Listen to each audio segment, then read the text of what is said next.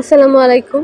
নতুন করে নতুনভাবে অনেক দিন পর একটি ডেইলি ব্লগে আপনাদেরকে স্বাগতম জানাচ্ছি।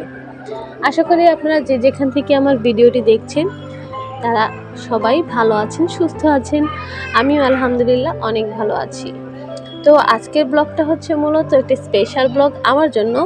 তো আজকে এসেছিল আমার মা আমাদের বাসায় বেড়াতে, আর অন্যান্য সব মায়েদের মতোই মেয়ের বাড়িতে আসলে তারা যা যা পায় বস্তা টস্তা ভরে সব নিয়ে আসে। দেখেন এই যে কতগুলো আম নিয়ে আসছে। আমগুলো অনেক পাকা ছিল, যেহেতু বাসে করে এসেছে, বাসের মানে টানাটানিতে অনেকগুলো আমই নষ্ট হয়নি, কিন্তু নরম হয়ে গিয়েছে। তবু আমগুলো মিষ্টি ছিল বলে খাওয়া গেছে। সাথে এই যে এই কাঁঠালটা নিয়ে আসা হয়েছে, কাঁঠালগুলো কিন্তু একবারে গাছ পাকা। ওরা সকালে এসেছিল আর আমি রান্না করেছি যে লাল শাক তাদের জন্য, তারপরে যে বেলে মাছ ভুনা, তারপরে এখানে যে মাছ ভাজি করেছি, সাথে কিন্তু এই যে ডালও রান্না করেছি, আর এই যে এক রাইস কুকার ভর্তি ভাত। যেহেতু তারা সকলেই রওনা দিয়েছিল, আস্তে আস্তে প্রায় 1টা বেজে গিয়েছে, তাই দুপুরে খাওয়ার জন্য এটা এনেছে। আর আসার সময় দেখেন কত মাছ নিয়ে এসেছে।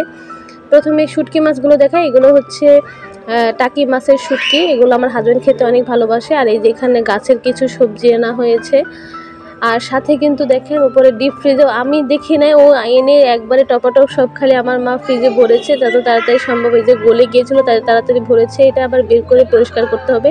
ইচ্ছা মতো খালি একটার ভেতরে ভরেছে। এই যে শিং মাছ, মাগুর মাছ, তারপর হচ্ছে মহিষের মাংস। তো আমার ছেলে তো এদিকে আম পেয়ে অনেক খুশি। এদিকে কিন্তু আম্মা এখনো পর্যন্ত হাত মুখও ধয়নি। আসার পরে তারা শুরু করে দিয়েছে যে গোছানোর কাজ। আমগুলো নিয়ে অনেক চিন্তিত ছিল, তো আলহামদুলিল্লাহ আমগুলো ভালো ছিল, নরম হলেও মিষ্টি ছিল দেখে খাওয়া গেছে। আর এই যে কাঁঠালটা ভেঙেছিলাম আমি দুপুরে, তো কাঁঠালটা দেখতে যতটুকুই হোক না কেন, ভিতরে কিন্তু মাশাআল্লাহ কোয়ার পরিমাণ অনেক বেশি ছিল। কাঁঠালটা অনেক পরিমাণে মিষ্টি ছিল, ধরতে গেলে আমের চাইতেও মিষ্টি, মানে একটা পাকা আম যেরকম মিষ্টি হয় তার থেকেও মিষ্টি। এটা হচ্ছে পরদিন সকালবেলার ব্লগ, সারাদিন পরে। আর মার সাথে গল্প করতে করতে চলে গিয়েছিল, কোনো ক্লিপ নিতে পারিনি। সকালে উঠে এই যে আমার মা রুটি বানাচ্ছে, আর আমি এখানে হালকা একটু ক্লিপ নিয়ে নিলাম। সকালে আম্মা আসলে আমি একটু দেরি করে উঠি। সকালে আম্মাই নাস্তা বানায়, দুপুরে আম্মাই রান্না করে, রাত্রেও আম্মাই রান্না করে, সবার সাথে সার্ভ করে। এই যে রুটিগুলো বেলে নিচ্ছে, আর এটা আমি একটু একটু ভাজার চেষ্টা করি শুধুমাত্র ভিডিওর খাতিরে, নয়তো আমি এতক্ষণ বসে বসে মোবাইল দিতাম। যা হয় আর কি, মেয়ের বাড়িতে মারা আসলে মেয়েরা অনেক পরিমাণে বিশ্রাম করে। আর এদিকে আমার বোন হচ্ছে যে রুটি বানাচ্ছে বসে বসে। তো তারা মাঝি মিলে এদিকে কাজ করতেছে, আর আমি বসে বসে এই যে ব্লগ বানাচ্ছি। শেষে এই যে 1 কাপ চায়ের সাথে 2টা পরোটা নিয়ে এসে বসে বসে আরাম করে খাচ্ছি। অনেকে বলবেন আমার বিছানার চাদর কোথায় গেল। বিছানার চাদর আমার ছেলের মেয়ে কখন যে উপরে উঠায় রাখছে খেয়াল করি না, ওদের উপরে বসে। আসলে বাচ্চারা বাসায় থাকলে যা হয়। তো বিকালের দিকে এই যে একটু মুড়ি মাখা করলাম, আদা পেঁয়াজ কাঁচামরিচ দিয়ে, আর মুড়ি অনেক পরিমাণে মরিচ দিয়েছিলাম, একটু ঝাল ঝাল হলে ভালো লাগে। সাথে চানাচুরও আছে সরিষার তেল দিয়ে। আর এই তো এখন আমি এটা মাখিয়ে নিচ্ছি। এটা খাওয়ার পর কিন্তু আমি চলে যাব একটু দোকানে। আমি আমার একটা শখের জিনিস বানাতে দিয়েছি, দেখে বলবেন কেমন হয়েছে। এই তো আমি দোকানে চলে এসেছি।